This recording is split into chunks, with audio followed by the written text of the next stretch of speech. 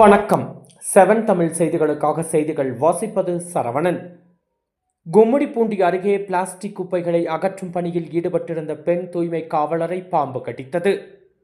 திருவள்ளூர் மாவட்டம் கும்மிடிப்பூண்டியை அடுத்த புது கும்மிடிப்பூண்டியில் ஊரக வளர்ச்சி மற்றும் ஊராட்சித்துறை தூய்மை பாரத இயக்கம், திருவள்ளூர் மாவட்ட நிர்வாகம் மற்றும் தமிழ்நாடு மாசு கட்டுப்பாட்டு வாரியம் இணைந்து மாபெரும் நெகிழி கழிவுகள் சேகரிப்பு மற்றும் தூய்மைப்படுத்தும் திட்டப்பணிகள் இன்று காலை நடைபெற்றது.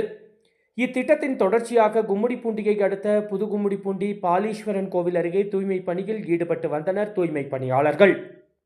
அதனைத் தொடர்ந்து கும்மிடிப்பூண்டி வட்டார வளர்ச்சி அலுவலர் அமிர்தமன்னன் தூய்மை பணிகளை தொடங்கி வைத்தார். தொடர்ந்து 50க்கும் மேற்பட்ட தூய்மை பணியாளர்கள் பணிகளில் ஈடுபட்டு வந்தபொழுது பழமை வாய்ந்த காளீஸ்வரன் கோவில் சுற்றுச்சூழல் பகுதியில் தூய்மை பணியாளர்கள் தீவிரமாக பணியில் ஈடுபட்டு வந்தனர்.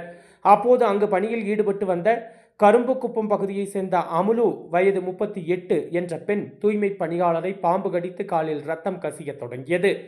உடனடியாக அங்கிருந்தவர்கள் பாம்பு கடியால் பாதிக்கப்பட்ட அமுலுவை மீட்டு அங்கிருந்து கும்மிடிப்பூண்டி கோட்டை கரை அரசு மருத்துவமனைக்கு அழைத்துச் சென்று முதலுதவி அளித்து வருகின்றனர்.